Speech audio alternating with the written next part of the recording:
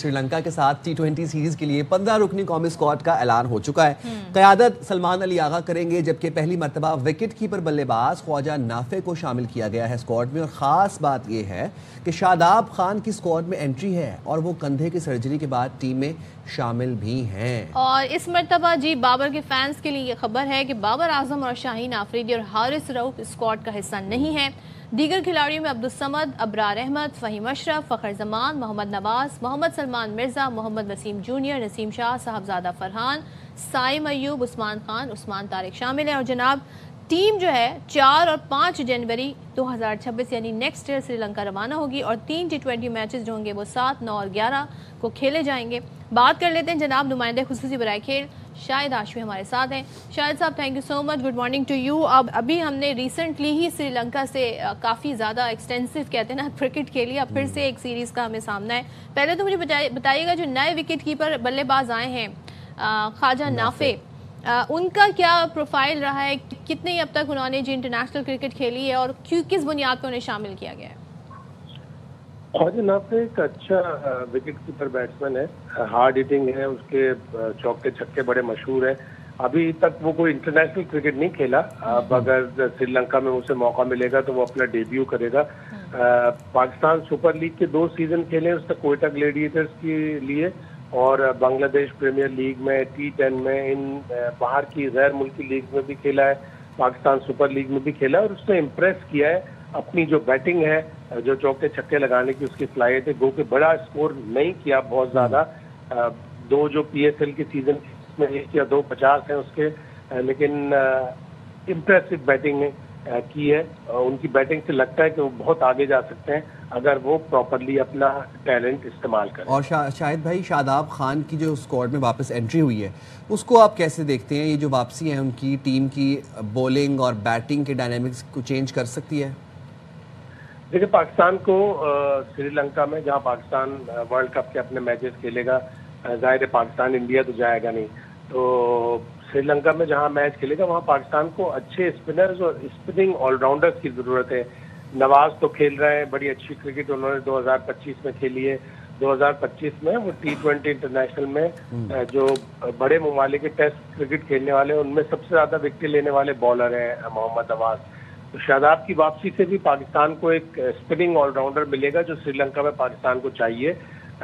شاداب جون میں آخری دفعہ پاکستان کے لیے کھیلے تھے، پھر انہیں کندھے کی انجری ہوئی، اس کی سرجری کرائی انہوں نے.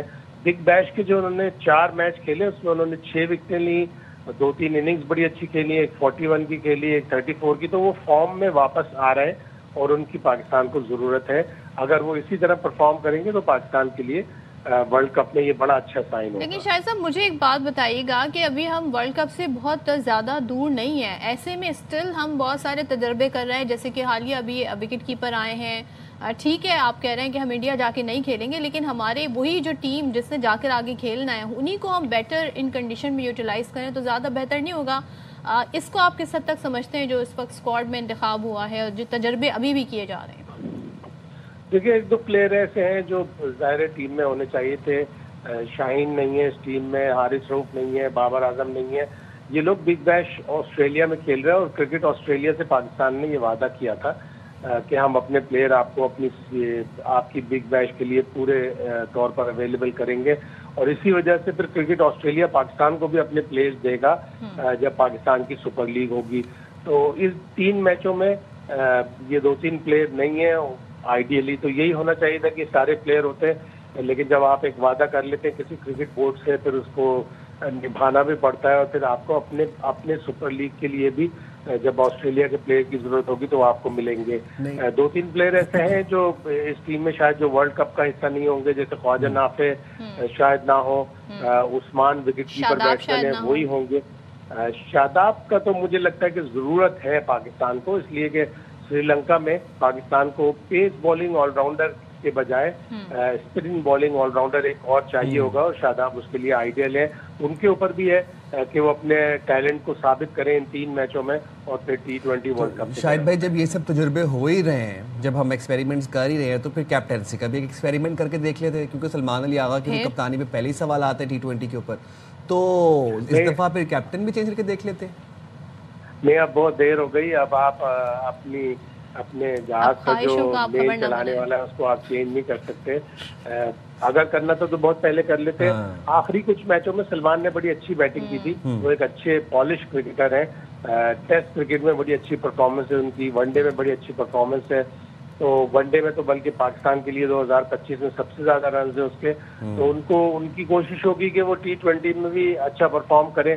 اب میرا خیال ہے اتنی دیر ہو گئی تھی کہ اب ہم کپتان چینج کریں گے تو اس نئے کپتان کے ساتھ بالکل میں تو اتفاق کرتی ہوں کہ اب نہیں کرنا چاہیے. اچھا شاہد صاحب ایک چیز اور بتا دیں، محسن نقوی صاحب نے دو ٹوک ایک بار پھر سے کہہ دیا ہے جی بھارت سے برابری کی بنیاد پر بات ہوگی، اور جو بھارتی کھلاڑیوں کے نامناسب رویے ہیں اس پر ICC کو خط بھیجنے کی تیاری کر لیے. تو یہ خط جو ہیں یہ کس طرح کیا کہیں گے، کیا بتائیں گے، کون سے رویے ہیں نامناسب ہیں؟ تو بہت سارے. دیکھیں پاکستان نے ہر سطح پر بھارت کو بڑا زبردست جواب دیا ہے، ہر محاذ پر زبردست جواب دیا ہے. اور جب سے محسن نقوی آئے فروری 2024 سے، اس وقت سے انہوں نے بھارت کو جس طرح جواب دیا ہے، جس طرح چیمپئنز ٹرافی پہ جب وہ نہیں آئے تو محسن نقوی نے ایک فارمولا اپنایا، کہا کہ اگر آپ نہیں آئیں گے تو ہم بھی نہیں آئیں گے. ہماری خواتین کی ٹیم ورلڈ کپ کھیلنے کے لیے نہیں گئی انڈیا، اس نے سارے میچز سری لنکا میں کھیلے. اب ہم T20 ورلڈ کپ کے سارے میچز سری لنکا میں کھیلیں گے. تو انہوں نے بڑا اچھا ٹیکل کیا ہے انڈیا کو، اور برابری کی بنیاد پر ٹیکل بھی کیا ہے، اور یہ بھی بار بار کہا ہے کہ بھارت سے برابری کی بنیاد پر بات ہوگی. اور وہ جو خط لکھنے جا رہے ہیں وہ انڈر-19 کے جو پلیئر بھارت کے تھے جنہوں نے فائنل میں بڑی بدتمیزی کی تھی، بڑا ان ایجوکیٹڈ سا ان کا رویہ تھا، خصوصی طور پر ویبھاو سوریا ونشی کا، اس کے اوپر پاکستان کرکٹ بورڈ اپنی ایک شکایت کرے گا ICC کے. گو کہ اس کا کوئی خاص اثر نہیں ہوگا، اس لیے کہ انڈین کرکٹ کونسل ہے وہ ICC پوری کی پوری وہاں سارے انڈین بیٹھے ہوئے ہیں، تو اس کا اتنا اثر نہیں ہوگا. لیکن انڈیا میں خود آوازیں اٹھی ہیں، انڈیا کے بڑے معتبر جرنلسٹ نے انڈر-19 کرکٹرز کے اوپر تنقید کی ہے کہ ان کو پہلے کھیل کو اچھی طرح کھیل کی روح کی طرح سے کھیلنا چاہیے، اور جب شکست ہو تو اس کو خوش دلی سے قبول کرنا چاہیے. اور کھلاڑیوں کا رویہ اچھا نہیں تھا، یہ بھارتی صحافیوں نے خود کہا ہے. تو جب بھارتی صحافیوں نے کہا ہے تو انڈر-19 کے کرکٹرز کو ایک وارننگ، ایک تنبیہ ICC کی طرف سے ضرور ہونی چاہیے. بالکل ٹھیک ہے. تھینک یو سو مچ شاہد ہاشمی ہمارے ساتھ ہیں. اب آپ لوگ تیار ہو جائیں بھرپور ایکشن کے لیے جو کہ سری لنکا میں ہونے جا رہا ہے نیکسٹ ایئر زیادہ دور نہیں ہے. جنوری